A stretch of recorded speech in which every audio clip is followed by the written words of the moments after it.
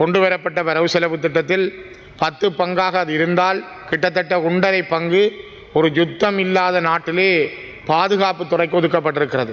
பாதுகாப்பு, பொது பாதுகாப்பு என்ற அடிப்படையில் கிட்டத்தட்ட 1.5 பங்குகள். ஆனால் இந்த நாட்டினுடைய மொத்தம் 10 பங்குகளில் அரை பங்கு தான் கல்விக்கு ஒதுக்கப்பட்டிருக்கிறது.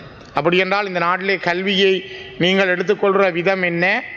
நீங்கள் ஒரு யுத்தம் இல்லாத, சண்டை இல்லாத அல்லது வேறு நாடுகளோடு சண்டை பிடிக்காத இந்த நாடு ஏன் இந்த 1.5 பங்குகளை கிட்டத்தட்ட மொத்த 100 வீதத்திலே 15 வீதம் வரையான ஒதுக்கீடுகளை நீங்கள் பாதுகாப்பு துறைக்கு ஒதுக்கி இருப்பதன் மூலமே உங்களுடைய உண்மை முகங்கள் மிக தெளிவாக தெரிகிறது. மொத்த ஒதுக்கீடுகளில் அதிகமான ஒதுக்கீடு பாதுகாப்பு துறைக்கே இருக்கின்றது. கல்வித்துறைக்கு ஒரு 5 வீதம் ஒதுக்கப்பட்டிருக்கிறது. அப்படியானால் இந்த நாட்டில் நீங்கள் அடுத்த டிஜிட்டலை பற்றி பல பேர் பேசுகின்றீர்கள். நாங்கள் அதை செய்கிறோம், இதை செய்கிறோம், முன்னேற்றங்கள் என்று சொல்கிறீர்கள். ஆனால் கல்வித்துறைக்கு உங்களுடைய ஒதுக்கீடு 5 வீதம். எப்படி நாடு வளர முடியும்? நாட்டினுடைய சுய பொருளாதாரம் எப்படி வளர முடியும்? பிள்ளைகளுடைய எதிர்காலம் எப்படி இருக்க முடியும்?